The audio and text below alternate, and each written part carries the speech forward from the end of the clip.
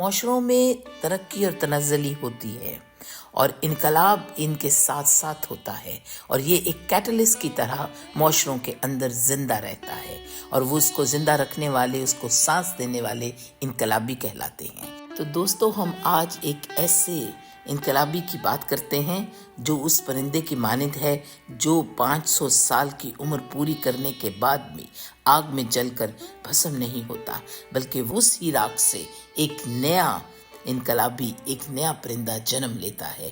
تو گویا چے گویرا ایک ایسا انقلابی ہے جو اس پرندے کی مانند ہے جو راکھ سے دوبارہ جنم لیتا ہے۔ ایسے انسان جو فکر اور انقلاب دونوں کو ساتھ لے کر چلتے ہیں، جو معاشروں کی بہتری کے لیے کام کرتے ہیں، وہ دنیا کے چھوٹے بڑے تمام بر اعظموں میں، ملکوں میں پائے جاتے ہیں، اور وہ اپنی اپنی عمروں میں ظلم کے خلاف آواز اٹھاتے ہیں، معاشروں کی بہتری کے لیے کام کرتے ہیں، اور یہ ایک بار نہیں بار بار جنم لیتے ہیں۔ تو گویا ایسے بڑے انسان کو آپ مار نہیں سکتے۔ بات کریں اگر 80s کی اور 90s کی، یہ وہ دور تھا جب چے گویرا گھر گھر میں پایا جاتا تھا۔ اس کی تصویر قمیصوں کے اوپر بنتی تھی، آج بھی بنتی ہے اور آگے بھی بنتی رہیں گی۔ تو آج ہم اس انقلابی کی بات کر رہے ہیں جو اپنی عمر پوری کرنے سے پہلے ہی بہت سے کام کر چکا۔ چے گویرا کی خوبی یہ تھی کہ وہ شعوری اور جذباتی طور پر ہمارے ساتھ رہا، ہم نوجوانوں کے ساتھ رہا، اس لیے چونکہ اس کے قول و فعل میں کوئی تضاد نہیں تھا، وہ جو کہتا تھا وہ کر کے دکھاتا۔ گویرا 14 جون 1928 میں ارجنٹائن کے شہر رسائیوں میں پیدا ہوا۔ اس کے والدین ایک مڈل کلاس درمیانے طبقے کے خاندان سے تھے۔ چے گویرا کا اصل نام ارنیسٹو گویرا تھا۔ چے اس کا تکیہ کلام تھا، جس کی وجہ سے کیوبائی کامریڈوں نے اسے چے گویرا کہنا شروع کر دیا، اور پھر وہ اسی نام سے ساری دنیا میں مشہور ہونے لگا۔ چے گویرا کے والدین مڈل کلاس طبقے سے تعلق رکھتے تھے۔ وہ اپنے علاقے میں کمیونسٹ سرخ جن کے نام سے مشہور تھے۔ گویا گویرا نے اپنے گھر کے تعلیمی اور انقلابی ماحول کو دیکھا تو اس کو بھی اپنے ہی بچپن میں مختلف موضوعات پر کتابیں پڑھنے کا موقع ملا۔ چے گویرا کی اپنی والدہ سے بہت محبت اور قربت تھی، جو اس دور کی ایک ایسی سوشلسٹ خاتون تھی جس نے کیوبا کا دورہ کیا اور پھر واپس آ کر اخبارات میں اس پر مضامین بھی لکھے۔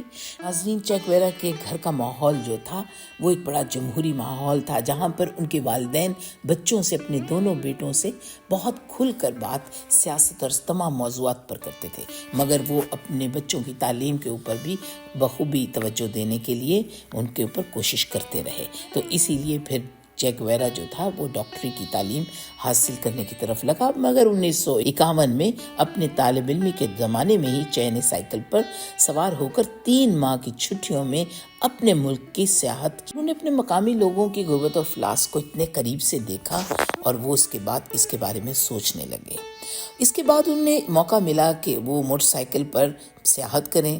گویا چے گویرا نے دوبارہ موٹر سائیکل پر ایک لمبے سفر کا آغاز کیا، اور پھر واپس آ کر چے نے دی موٹر سائیکل ڈائری کے نام سے ایک کتابی صورت میں ایک اپنی پورے سفر نامے کو لکھا۔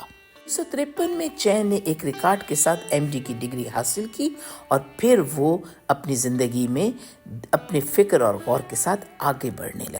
وہ کتابوں کے اقتباسات اپنی ڈائری میں لکھ لیتا۔ اس ڈائری میں فرائڈ سے لے کر جیک لینڈن اور پیبلو نیرودا سے لے کر والٹ وٹمن سب کے اقوال موجود تھے۔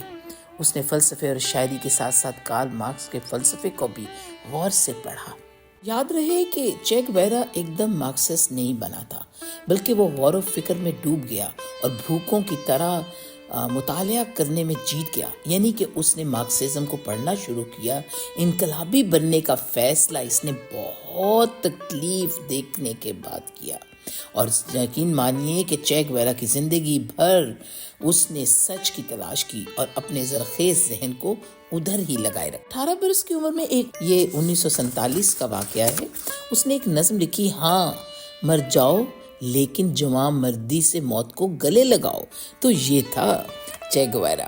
آپ یہ سوچئے کہ اپنے آپ کو اپنے مقصد میں انمٹ ہو جانے سے جو نشان منزل مل جائے. یہ واقعہ ہے جولائی 1953 یعنی 1953. اس نے ایک بار پھر سیاحت شروع کی. وہ پورے لاطینی امریکہ کی سیاحت کرتا رہا اور ہر جگہ غربت و استحصال کا خود سے مشاہدہ کیا. اس نے ایک خط میں غیر ملکی کمپنی یونائٹڈ فروٹ کمپنی کی زیادتیاں دیکھی اور اس کے علاوہ بھی بہت کچھ دیکھا. وہ ان سارے نظام یعنی کہ سرمایہ داری نظام کو اتنے قریب سے دیکھ کر شدید نفرت کرنے لگا اور اسی لیے اس نے ایک یونسی کمپنی کو یعنی کہ یونائٹڈ فروٹ کمپنی کو ایک خط لکھنے کا اس نے سوچا. وہ زمانہ ہے، یاد رکھیے، جب وہ اینگلز اور مارکس اور سارتر کی تصانیف کا خوب مطالعہ کرتا تھا. تو یہ سوچئے کہ ان کا اس کے اوپر، اس کے ذہن کے اوپر کتنا اثر تھا. ارجنٹینا سے باہر کیوبا میں ایک انقلاب جو ناکام ہوا تھا، وہ جو شکست خوردہ انقلابی گرفتار ہوئے تھے اور ان کی رہائی ہو گئی. ان میں ایک یعنی کہ راؤل کاسترو ہوانا میں میکسیکو کے سفارت خانے میں پناہ کے ذریعے میکسیکو آ چکا تھا.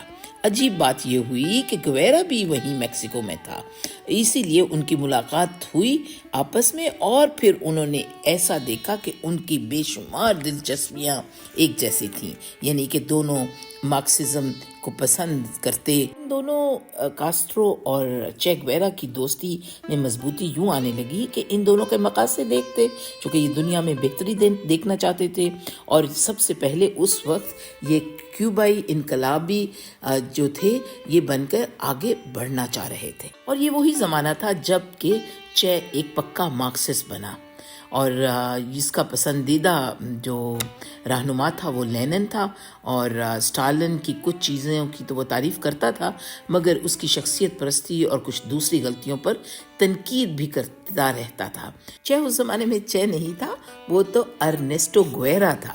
یہ تو بعد میں انقلاب کے بعد جب وہ وہاں پہ گیا بس پھر انہوں نے گوریلا کی ٹریننگ حاصل کی اور انہوں نے یہی سوچا ان دونوں نے کہ کیوبا جا کر اس کی حالت یعنی کہ وہاں پر مل کر ایک انقلاب برپا کریں اور وہاں پر اپنے آپ کو نہیں بلکہ دنیا کو یہ دکھانے کے. 18 اگست 1955 کو چے نے گوئٹے مالا کی ایک انقلابی ہلڈا گارڈیا سے شادی کی اور وہ خود بھی ماہر معاشیات تھی اور وہ انڈین اور چینی مخلوط نسل سے تعلق رکھتی تھی. گارڈیا نے بعد میں جب سیاسی جلاوطنی کے بعد جب وہ کیوبا میں انقلاب ہوا تو اس نے ماہر معاشیات کی حیثیت سے انقلاب کی خدمت کی.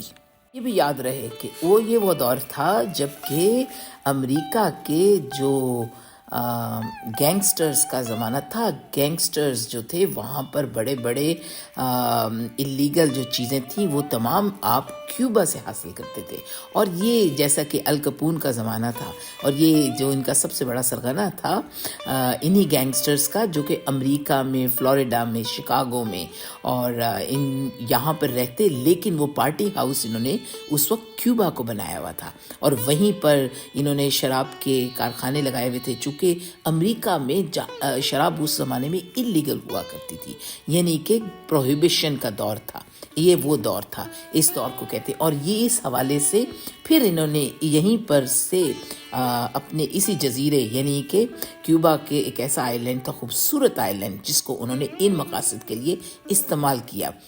1 جنوری 1959 کو جب کیوبا کا انقلاب کامیاب ہوا تو فیڈر نے قانون جاری کر دیا کہ وہ تمام لوگ جو کیوبا کے شہری ہوں گے جنہوں نے بتیستا کے خلاف 2 سال سے زیادہ جنگ لڑی ہے، اسی قانون کے تحت کیوبا میں چے گویرا کو شہریت دی گئی اور پھر سرکاری عہدے کے طور پہ ان کو اکنامک منسٹر کا عہدہ دیا گیا.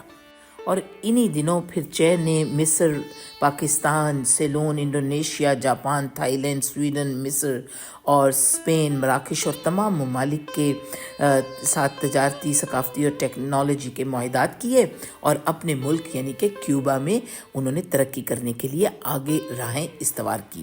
لیکن جب انہوں نے دیکھا ان تمام ممالک میں پھرے تو ان کے لیے یہ وہاں جہاں پر امپیریل سسٹم تھا اس کے لیے انہوں نے اینٹی امپیریلسٹ کا نعرہ لگایا. برس کیوبا میں رہنے کے بعد اور وہاں پر تمام امور کو دیکھتے ہوئے اس کے بعد انہوں نے فیصلہ کیا چے گویرا کہ اب میں سمجھتا ہوں کہ دنیا کے دوسرے ممالک کو میری خدمت کی ضرورت ہے، اور پھر وہ انہوں نے المختصر 1965 میں وہ کیوبا چھوڑ کر چلے گئے اور نئے محاذوں میں مصروف ہو گئے۔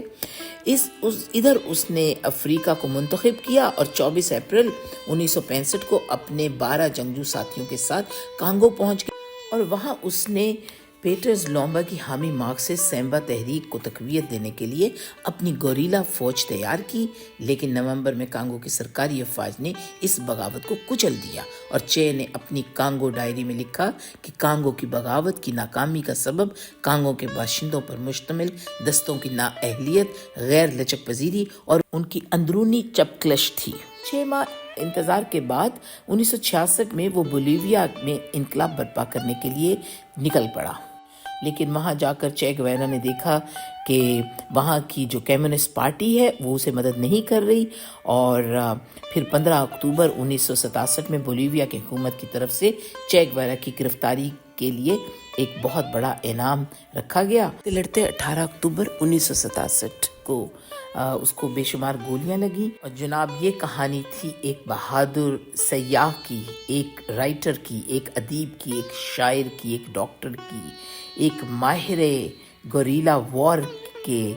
یہ سمجھیے کہ یہ ایک وہ شخص تھا جو صدیوں تک اس کا نام زندہ رہے گا، جہاں بہادری کی علامت ہوگی، جہاں پر انسانی رویوں کے خلاف استحصال اگر کیا جائے گا تو اس کے خلاف آواز اٹھانے کے لیے ایسے ہی چے گویرا پیدا ہوتے رہیں گے اور یوں ہی انسانیت کی خدمت کرتے رہیں گے۔ تو جناب آج آپ سے یہاں پہ ہم اجازت چاہتے ہیں، لیکن آپ ہمارا چینل لائک کریں، سبسکرائب کریں اور اس کو شیئر کریں۔ ہم اس کے آئندہ جو جتنے بھی پروگرام ہوں گے اس میں آپ کو ہم اپنے ساتھ لے کے چلیں گے۔